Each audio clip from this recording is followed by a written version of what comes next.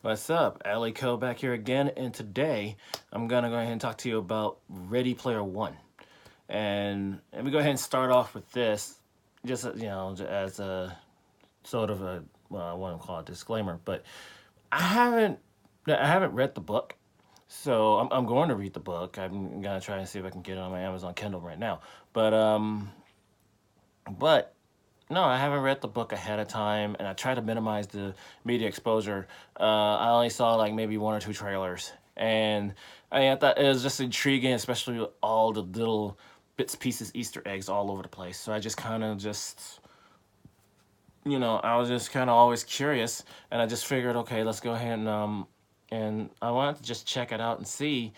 And so my expectations, I was kind of, I guess I was kind of just more afraid that it would just be Easter eggs and a little more than, and not a ton more than that. I thought maybe that'll be or that the Easter eggs would be the main strength, and not to say that the story would be bad or anything like that. I don't know. I didn't know what the story even was, but I only had the faintest of ideas. But I was just kind of afraid that the Easter eggs was going to overshadow everything. I guess that's really the best way to put it. And well, to my surprise, let me just. This is really truly a Spielberg movie, like a classic '80s grand adventure that, as kids growing up, we saw this type movie, the type of movie that E.T. was, the type of that kind of movie. That's what this movie is. And it had wonder, spectacle, it had cleverness, and it also had heart. And I think it was the heart of it that really kind of got to me, especially somebody who really is into pop culture, into video games. All that, as a gamer, there are some parts to this movie that really does tug at the heartstrings, right, and it gets you.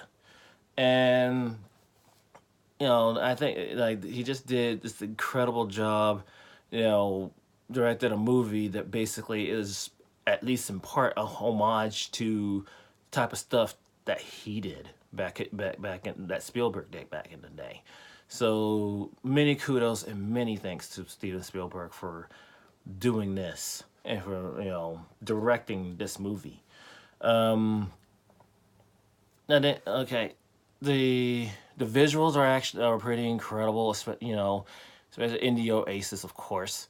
By the way, I'm not gonna really go into a lot of spoilers because I know a lot of people have seen it, but a lot of people haven't yet, and it's still also very early in its release time you know, as I'm speaking now. So it wouldn't be fair to really kind of go into a lot of bajillion spoilers to everybody. But anyway, the main characters, the stars, they're a very likable bunch. I mean, some having different motivations than others. Some having been caught up in just being in the game and being obsessed with solving the puzzle. You know, or figuring like the guy who created the race is trying to figure him out and trying to like kind of get into feel like okay, you have to know everything you have to know about him in order to be able to solve the thing, and that's basically the motivation. And then we find out later that there's other bigger motivations that are kind of that actually creep up in the movie, and it's actually pretty cool just to see this. Oh, let me go ahead and like, of course, there's the Easter eggs.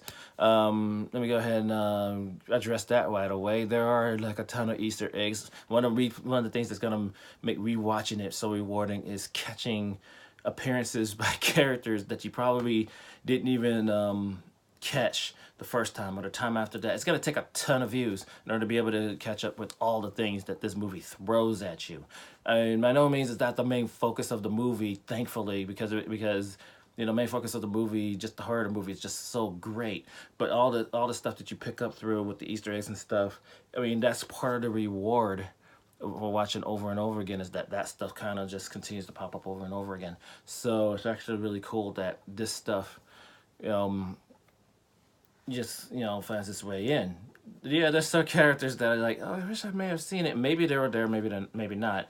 I mean, you have the likes of, you have Ninja Turtles, Battletoads. You have, of course, the main character, Wade Watts, Percival, drives a DeLorean.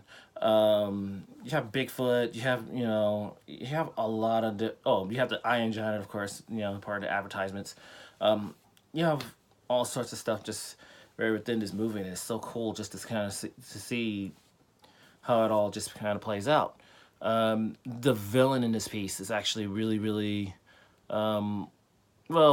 They had to play him. He played different villains. I believe he was one of the main villains in. Maybe I'm wrong, but it was like World One, or and there's a ton of. I know I've seen him in various different things before, and he basically plays like a very, very nice villain. Very, very cool. Um, he's just amazing. In fact, I'm gonna go ahead. I'm gonna go ahead and do a little bit of an edit here. I'm gonna try and see if I can look him up really, really quickly, so that I could see if I can just absolutely get him right, because I don't want to turn around, put this out, and then get it absolutely wrong. Um, is it was Ben Mendelsohn. He played, yeah, Rogue One. I had it right. Yeah, yeah, yeah, Rogue One. That's like probably one of the more memorable recent stuff that he's done. He's done a lot of other stuff too, but it's actually really cool that he plays such a very good, despicable, corporate, villain. Like he's a lot of the corporate guy, just kind of just that you want to kind of see him lose and get his comeuppance and stuff like that. He does enough stuff that he really should have his comeuppance come up. It's actually really pretty cool that they turn around and did that. Um, the main stuff, like the kid played Wade Watts. He's the young man who plays Cyclops in actually in the recent X-Men movies and the upcoming X-Men movie that's coming up. He plays Cyclops, and he does a pretty good job himself of playing Wade as this nerd that's so obsessed with the Oasis, and with you know Halliday, the creator of the Oasis is Halliday. Like you know, his life and his secrets and whatever. And then of course he kind of grows to see more that the whole that everything's about just more than just the Oasis and more than just that escape. And it's really like pretty cool.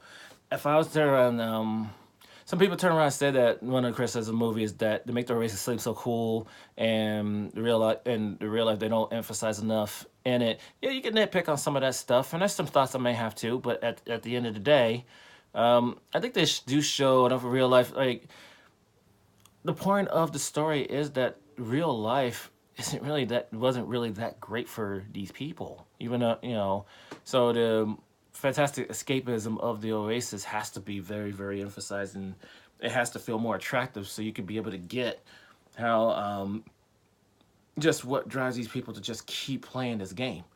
And it's really quite incredible when you boil it down to that. The soundtrack is very 80s influence. You know, it Vel's late 70s, early 80s influence. Really, a lot of the cultural stuff that a lot of the feel of the movie, the music, some of the references, stuff like that, very much derived from 70s, 80s, things. And it's actually really, if you would pick it up a lot better if you're at least somewhat familiar with them, or you grew up in the era. You'll be able to get a lot of this stuff, and it would speak to you. It's really spectacular that the way they just kind of hone in all that stuff. Um, I say, you know, and then music is like they pick good music. It's actually like really good stuff. I have to check to see the soundtrack, if they have a soundtrack out. That I may who knows, may turn around and buy it, because it's actually really good stuff that they just put together in this thing. Just incredible. The visuals for the Oasis, of course, the graphic, the I want to say the graphics, the visuals that they have for it is actually very, very well done. I think that long term is gonna it will hold up very, very well because it's because very stylized but also very pretty, very beautiful, and it has its grit areas and stuff. But it's actually very, very much a video game, and like maybe I know people nowadays we have more CGI, and a lot of people kind of nitpick us the CGI stuff. But I think this one would get a pass from a lot of people because of the fact that it's designed to be a video game. They're not going to turn around and be able to be critical, but also it just looks good. It does. So now if I are there any like complaints that I really have on it? There is a moment, without spoilers, there is a moment in the movie where something happens to someone connected to one of main to someone connected to one of the characters, and I don't think the moment of it happening really has a chance to land nearly as well as it could have. Um, the reaction to it from the character just kind of doesn't feel as it's like the heart goes into a lot of different stuff. For some reason, oddly, that moment there's not enough heart within it, that's shown in it. So that kind of seems a little odd. I